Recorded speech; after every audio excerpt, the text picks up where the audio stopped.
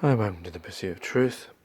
I just saw on Facebook, I don't know whether it's true or not, but in South Africa, if you put fake news, and I don't know how they're going to find that, about COVID-19, then you face a fine or possibly a 6-month sentence in prison.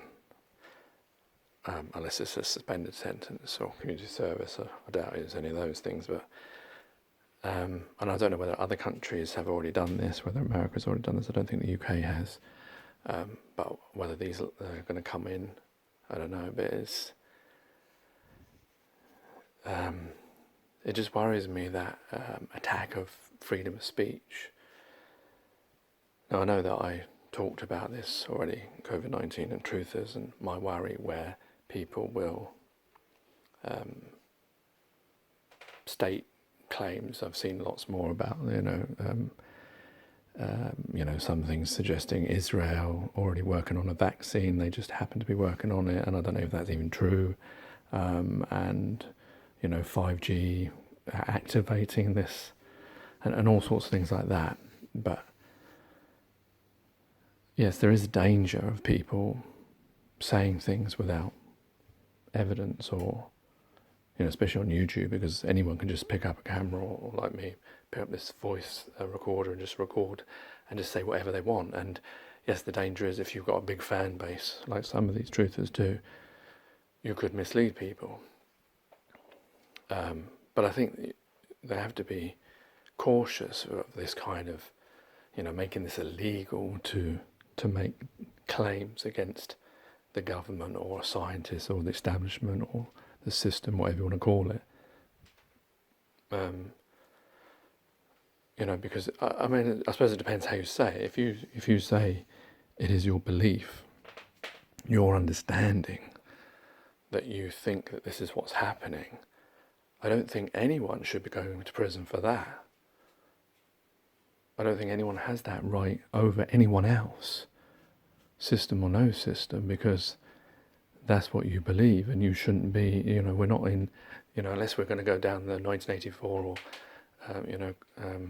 Brave New World type of world where what we think it has to be controlled, and by communicating your thoughts or your belief, I think everyone should have that right. And I believe, freedom of speech is in every country's law, and a universal law, one that doesn't even need writing down.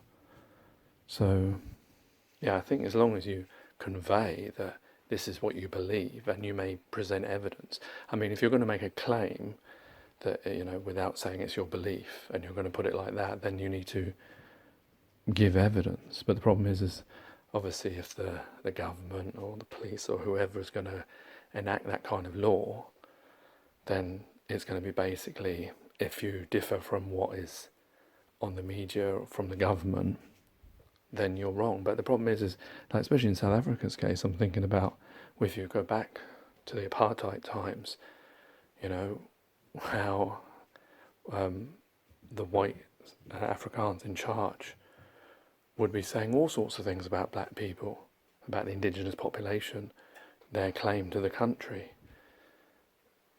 And Nelson Mandela went to prison for his, what was it? It wasn't a booklet, was it? It was the charter and his beliefs. And we all know that was wrong.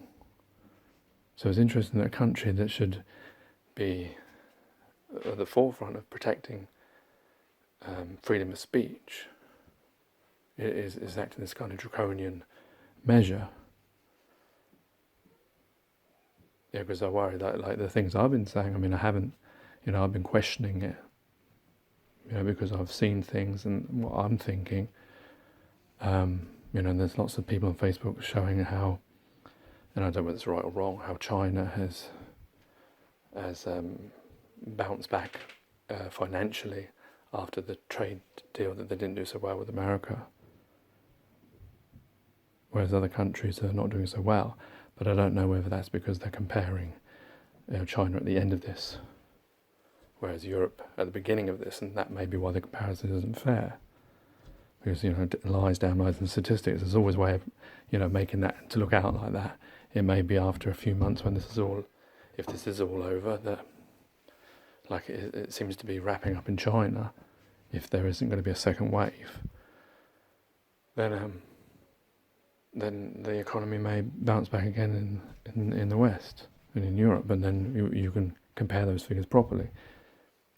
So yes, I understand there's a lot of targeting here of misleading people, and obviously a lot of people, truthers especially, they all think, we all do, that we all question, because there's been so many lies that you can actually see through time from governments and systems and etc. that obviously now we're going to question everything, because who knows what's possible. Within humanity, everything is possible, isn't it? We can do all sorts of terrible things. You only got to look as far back to the Second World War and what was done on people, the experiments, the concentration camps, all those kinds of things. Mankind has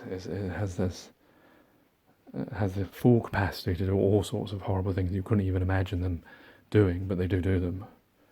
So it's not beyond means that someone could, create a virus to readdress like a lot of people talking about, like Bill Gates and etc., talking about the population and trying to decrease it, and all that kind of thing. The fight with the Western world and vaccines, people not taking as many vaccines as they used to. Of course, now with this, when the vaccine comes out in September, I'm assuming it's going to be then that the normal winter vaccine that comes out is going to be part of that, the COVID-19 strain.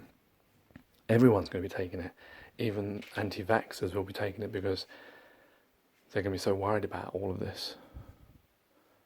So yeah, there's lots of ways you could sort of map this out and say this is what it is, or it could just actually be a real event that's actually taking place, that this is something from nature, and that it has come about by, I suppose when you look at the crux of it, how did it, the actual alleged story is to do with, wasn't it to do with the treatment of, was it animals? They were close to meat or something rather, and it cross-contaminated or something like that, and I assume that's to do with poverty and the way things are. If we lived our lives all together without money and without all these systems, and a way where everyone didn't need to be poor, because no one needs to be poor, because this planet has everything that everyone possibly could need, and we have the ability for everyone to have everything that they possibly need. It's only our system and our way of life that constrains and forces cuffs on each of us and puts us on different levels, because that's the way our forefathers were, and that's the way that those who still have everything want to keep it that way. If we didn't live like that, we wouldn't have all these things. That's the more important thing to look at, I think. Even if you want to go down the line that it was invented, if it was invented, it's invented to reduce population or to readdress economies across different upcoming countries. That's all because of money. It's all because of the system that we live within. So it doesn't really matter what caused all this. What matters is, why do we choose to live in a way that puts us in these, which allows these problems to take place, where we don't have to. All these, the 9,000 people that have died, Nina died if all countries didn't have to be in different balances when it comes to economics and to status and to how each of us differently lives depending on where we are. Take care, take it easy, God bless and peace.